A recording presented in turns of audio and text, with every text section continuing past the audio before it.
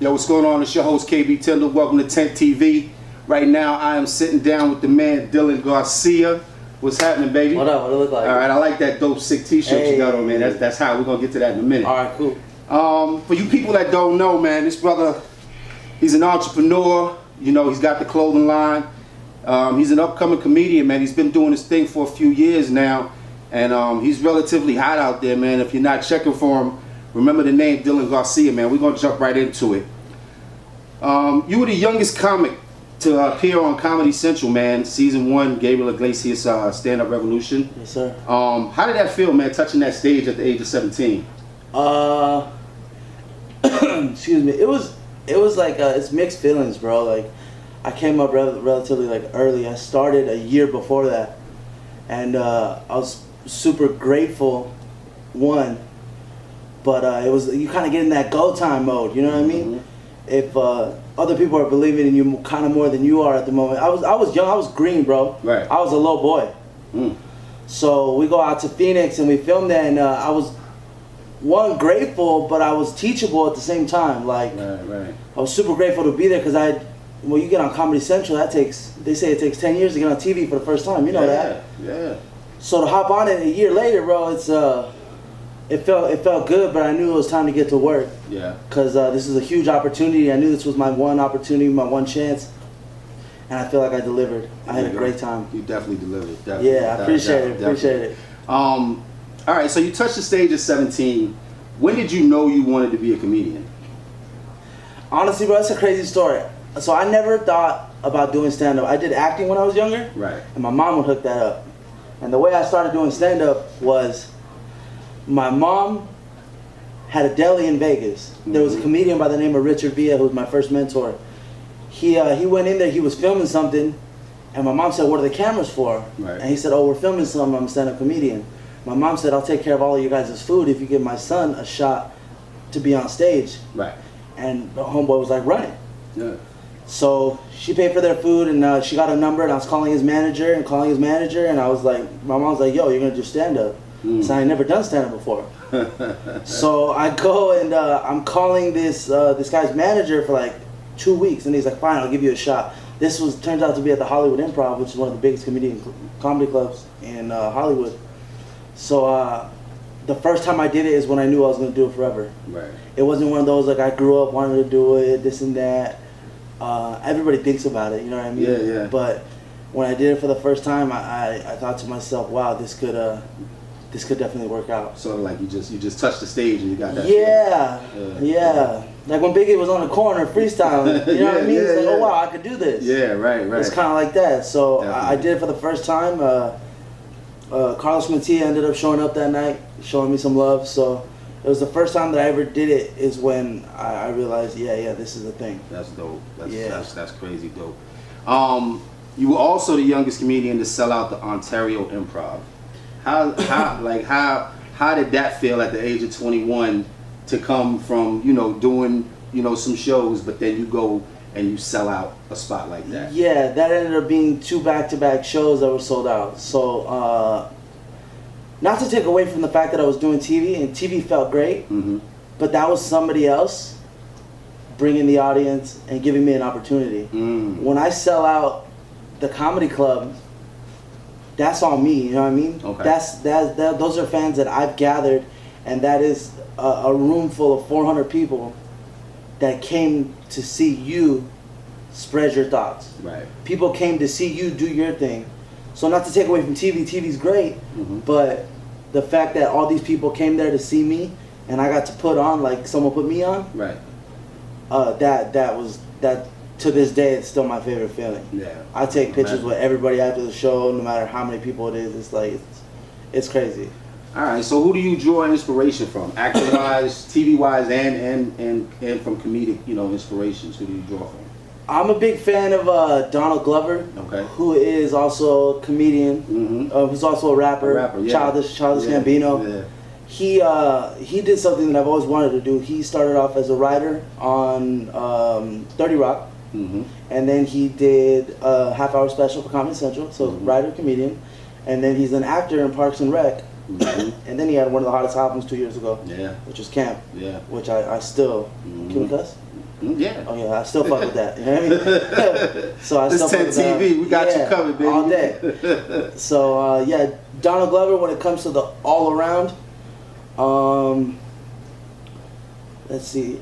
I like Bo Burnham. There's a guy named Bo Burnham who's the guy that I actually beat for the youngest comedian on Comedy Central. At the time, he had the title at 18, and then I did it at 17. And I look up to him a lot because his creativity and the way he goes into his jokes is crazy. And finally, the third one, I like the rawness of Tracy Morgan. Tracy Morgan is someone that I've toured with. I'm gonna be doing a couple shows with him pretty soon as well. And his rawness. Yeah, Tracy's just a legend, like, man. He's incredible. Crazy. Definitely. He's good. He's doing better too. He got a little accident last year, 2 years ago. That. Yeah. And he's doing very well. I'm really close with his son. He makes music as well. So That's yeah, good. those three are probably a bit inspiring right now for the most part. Yeah, that's a good look, definitely. So I know you got the Netflix special coming up. Yes, sir. Give me some details, man. What are we looking at? You got a tentative title yet? And Yeah, stuff like that? I do. I'm gonna go with the title's gonna be It's Literature, but the It's Lit part is gonna be capitalized. Okay. So it's like where I'm at in life right now. Yeah. To where my life is lit right now. You know what I mean? For everything going on in my life, I'm truly happy with it. Right. So that's the It's Lit part, and then the It's Literature is when I grab a pen and a paper. Right. That's literature to me. Right. So it's half classy, half ratchet. Yeah, there you go. Yeah. That's a good mix. I fuck with it. Yeah. That's a dope mix, definitely. Do you write all of your own material? Oh, absolutely. Yeah. Yeah. It's not kind of like the rap game where you can have like ghostwriters and hide it. Yeah. Because other people will know how to write for a rapper or some shit like that. And but in comedy, bro, like it's really frowned upon to have other people. Like if you're at somebody like another one of my mentors, Russell Peters. Right. He has people that help him punch up, but they're his ideas. So that's the farthest I'll ever go. And now at this moment I don't, because I have so much to say right now. But when I get to a point where I have more shows than I do material, I'm probably gonna have some of my favorite writers come in and help me punch up my ideas as well. Right. So, but what I'm doing right now is I'm in the building process of my hour for Netflix. Okay. So what I'm doing right now is I'm going on stage, and I'm just taking ideas on stage. I'm not using any pen or paper right now. I'm taking it on stage and I'm letting it unfold. Wow, nice. And sort of like freestyle. yeah, sort of. It is, and that really helps me with because I have a theory that creativity mixed with adrenaline is unmatchable off stage. So the things that I say on stage, I could never write off stage. Right. Because I have all the time in the world. Something happens in your brain when you're on stage and you're telling yourself, okay, you're on stage, there's a crowd here, you have to be funny right now. The brain kicks into autopilot and then it just comes I be laughing.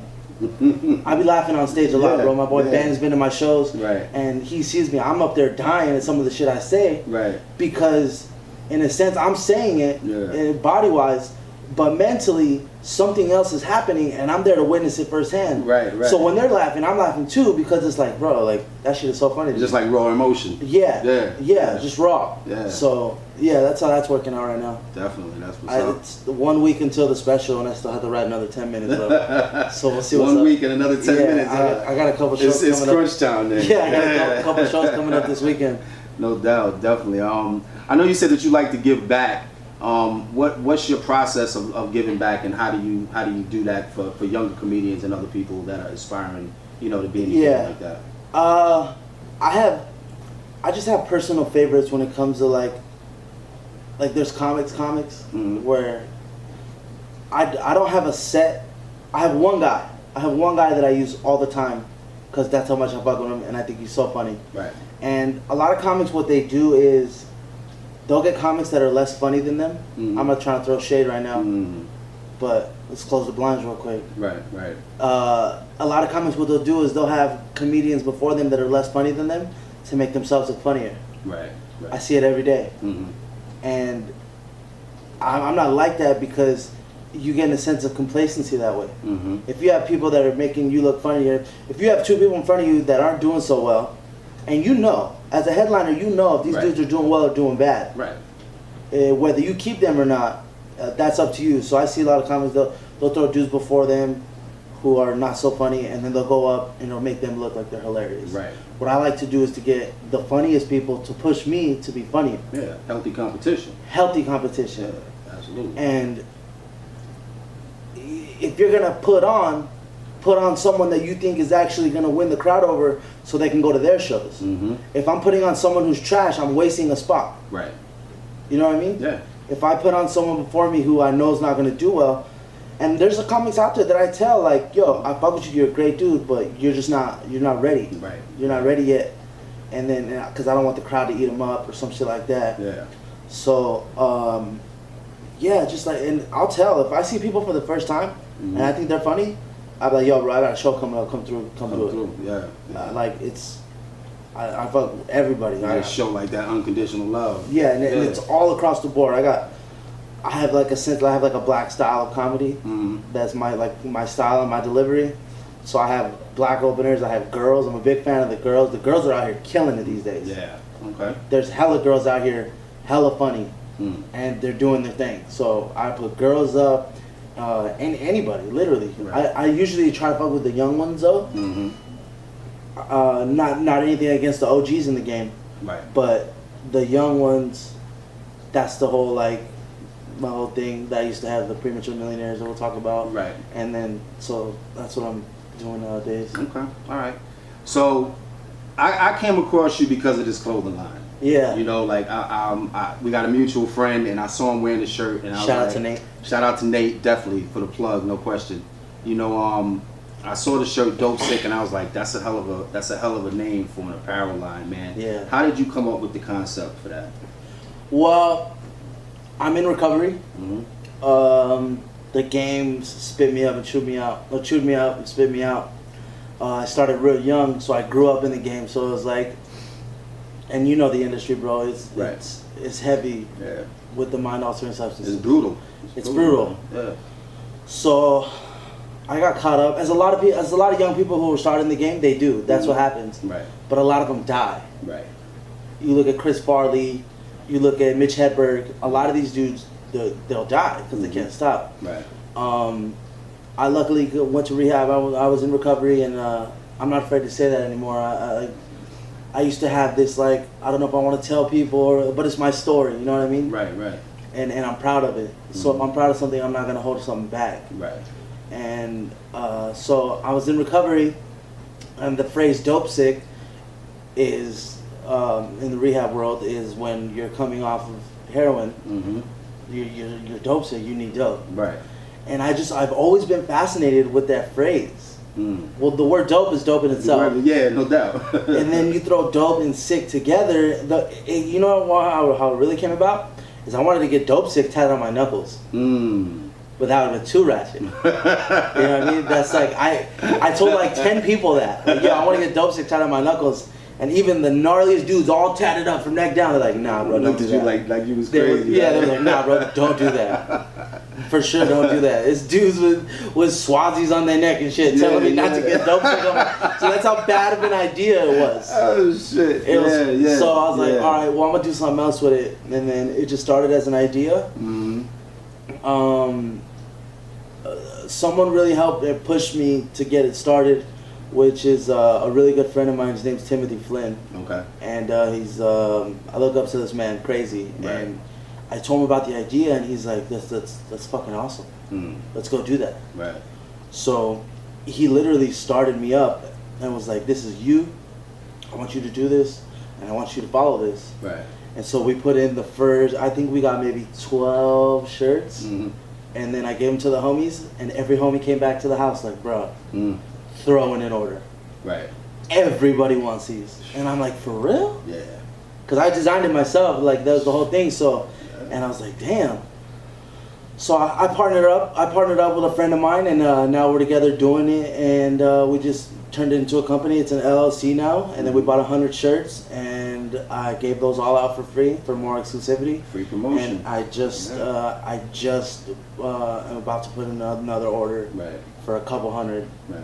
and then it's gonna really start. Cause I really think it'll transfer over. Like I see this shit in zoomies, you know what I mean? Eventually, when it's not just like a letter T, right. I'm gonna have ideas, and I really think that something could pop up behind it. But as for now, it's just what me and the homies wear. Yeah. That's what's up too. As for now, though. Yeah, that's just for now. Yeah. Yeah. I mean, I know you got ideas of transitioning and going into absolutely, other garments outside of just hats and t-shirts. I'm a big fan of fashion, bro. Right. I'm a big fan. You know what I mean? Like I stay fresh, like you. Yeah, got to. I got to. Got to. Yeah. Yeah. And I got a bad problem with that. Like I can't leave the house without looking different. Bruh, I can't. You know I can't do it. Shout out to the cheetah on the hat, though. Hell yeah, man, definitely. So what's up next for you, man? You got the Netflix, you got Dope Sick clothing going on. What's coming up after that? Like what do you want to do? I know you probably want to do movies and things of that nature, but what like on the cusp, like right after those two things, what's coming up next? So the Netflix special is gonna come out, and then after that I'm gonna go on tour again. Okay. That's something I need to mentally prepare myself for because like it's go time for me, it's crunch time. I gotta get to work. Right. I'm not getting no younger. Right. So it's to the point where when that comes out, I'm probably gonna go on tour, and I'm gonna sell the Dope Sick shirts as my merch on tour. That's a good look. Yeah. Absolutely. And because eventually I'm gonna go into starting writing material about. This special's not gonna have any material in it that like involves the whole recovery thing for me. Okay. The fact that I'm clean and sober now. But my next special. Okay. After this special is the only special that's gonna have mixed jokes in it, and it's gonna touch everything. Okay. I want to start this thing where I do specials that are topical. A lot of people will do specials of all their best material that they've been writing all year, and they'll touch women, they'll touch relationships, their kids, topical humor, whatever, and it's all mixed. Right. Eventually, I want to get into having specials where the title is basically the topic, and I'm gonna have 1 hour of everything about that title. So in that case, it doesn't turn into Dillon Garcia's second special, his third special, his fourth special. Okay. I'm gonna have endless things to talk about. Right. So the next special I'm gonna do, I think, is gonna be about like how lit it was out here when I was tore up, bro. Cause this shit is so funny. Yeah. Bro, like I used that's real shit, man. Bro, like, I used to steal mail and shit, bro. I was out here. I was out here for real. And it was allegedly. So I'm gonna get into acting. I want to do more acting, and I want to start a sketch comedy group because I got hella ideas, bro. Okay. I got hella ideas out here just for like, cause you see the memes and shit. Yeah, man. And people are blowing up off memes. Yeah, they are. People are blowing up off Vine, and then they're going around into the clubs that I'm supposed to be at. It's selling out, but they're just doing their things all over again. Right. They're just doing their Vines, and they're doing like, it's weird, bro. So like, I want to start a sketch comedy group and do all that, and that's gonna be fun. I think my ideas will really come out then. Alright, cool. Yeah. So tell everybody where they can catch Dope Sick Apparel at, and then also give them your social media handle so they can keep up with you. You can follow Dope Sick on Instagram at We Are Dope Sick, and you can follow me on Instagram and Twitter. It's Punchline Poppy, and you can hit me up on Snapchat too. My Snapchat's for everybody. There you go, Punchline So I try Poppy. to get Punchline Poppy. That's a derivative from I fuck with Drake a lot. So like, you got the Champagne Poppy, I'm the Punchline Poppy. You know what I mean? Go. Yeah. And Facebook and Facebook fan page Dillon Garcia, Dillon, and keep your eyes out for its literature coming out in the fall. That's what it is, man. Yo, it's just TentTV, man. I'm your host, KB Tyndall. I appreciate you, My bro. pleasure, man. All day. Definitely. You'll see more. You're gonna see more of all this. No doubt. We out.